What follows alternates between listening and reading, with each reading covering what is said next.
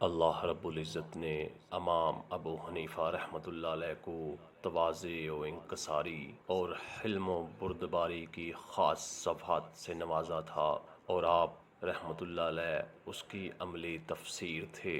آپ کے سامنے کوئی آپ کو برا بلا کہتا، آپ پر اعتراض کرتا تو آپ کبھی غصہ نہ ہوتے اور نہ ہی بدلہ لینے کے در پہ ہوتے۔